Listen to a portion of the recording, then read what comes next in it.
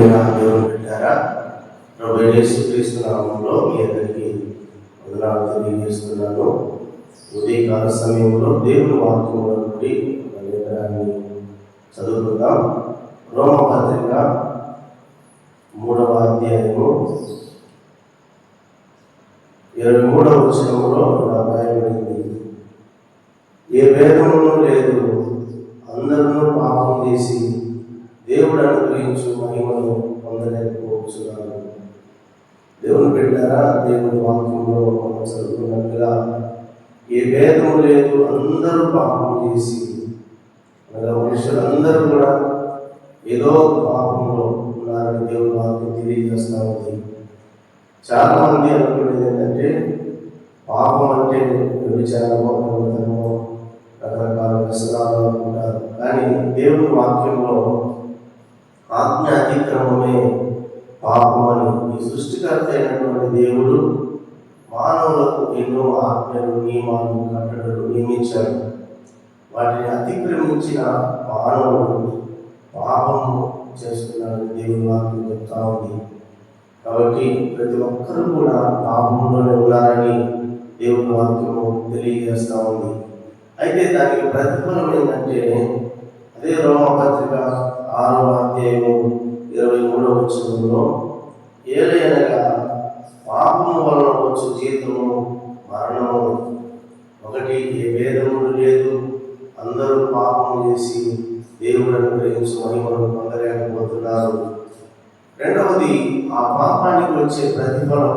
మనుషులు అలాగనే పాపంలోనే ఉంటే ఆ పాపానికి వచ్చే ప్రతిఫలం మరణము అని దేవుని వాక్యం తెలియజేస్తుంది. అయితే మరణం అంటే అది శరీర సంబంధమైన మరణం కాదు. శరీర సంబంధమైన మరణము అందరికీ వస్తుంది. పుట్టిన ప్రతి వ్యక్తి చనిపోవలసిందే. అతను పాపం చేసినా చేయకపోయినా, ఎంత మంచివాడైనా సరే ప్రతి ఒక్కరూ చనిపోతారు. అయితే అది శరీర సంబంధమైన మరణం కాదు. కానీ దేవుని వాక్యము ప్రకటన గ్రంథము 21వ అధ్యాయము 8వ వచనంలో మాట రాయబడింది: తిరిగి వారును, అవిశ్వాసులను, అసహ్యులను, నరహంతకులను, వ్యభిచారులను, మాంత్రికులు, విగ్రహారాధికులు, అబద్ధికులందరూ అగ్నిగంధకములతో వండుకున్నప్పుడు పాల్గొందురు. ఇది రెండవ మరణము. దేవుని పెట్టారా, ఈ పాపానికి వచ్చే జీతము మరణము రాయబడింది కదా. అయితే ఈ మరణము శరీర సంబంధమైన మరణం కాదు, కానీ అగ్నిగంధకములతో వండుకుంటాం, అది రెండవ మరణము. కాబట్టి పాపానికి దొరికే ప్రతిఫలం నిత్య నరకము. యుగయుగములు ఆరని అగ్నిలో మనిషి కాలవలసి ఉంటుంది. కాబట్టి ఆ తీవ్రమైనటువంటి భయంకరమైనటువంటి నరకము పాపంలో నుండి చనిపోయినటువంటి వ్యక్తికి సంభవిస్తుందని దేవుని వాక్యము తెలియజేస్తా ఉంది.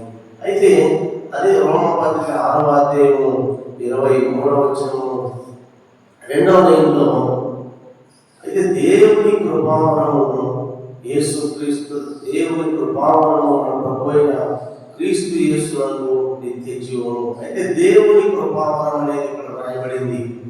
దేవుడు మనుషులందరికీ ఉచితముగా ఇచ్చేటువంటిది కృపావరం ఒకటి ఉంది.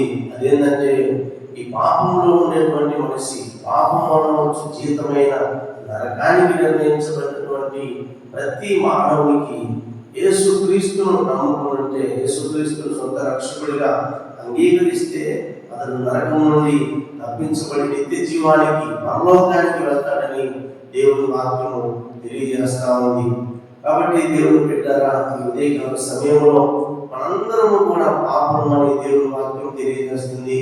అయితే ఆ పాపం వలన వచ్చు జీతము మరణము, నిత్య నరకమని దేవుని వాక్యంలో రాయబడింది. అయితే యేసుక్రీస్తునందు దేవుని కృపావరం ఏంటంటే, యేసుక్రీస్తు ప్రభు వారిని సొంత రక్షకుడిగా ఎవరైతే అంగీకరిస్తారో వారందరికీ నిత్య జీవాన్ని, పరలోకాన్ని ఇస్తారని దేవుని వాక్యం తెలియజేస్తుంది.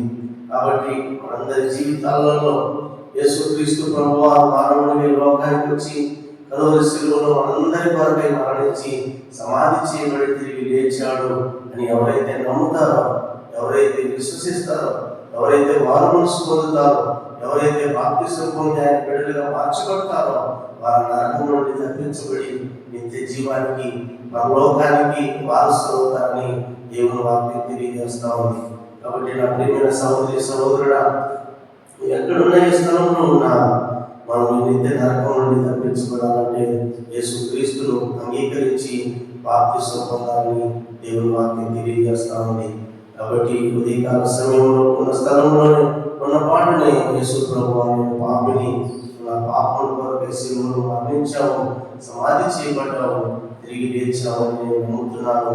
నాకు నిర్ణయించబడినటువంటి ఈ నరకం నుండి నన్ను తప్పించు అని అడగలిగితే యేసు ప్రభు రక్తము ప్రతి పాపం నుండి నేను పవిత్రపరిచి పరిశుద్ధునిగా చేసి నిత్య జీవానికి అర్హునిగా చేస్తుంది. అటు కృప దేవుడు మనందరికీ దయచేయను గాక. ఆమేన్.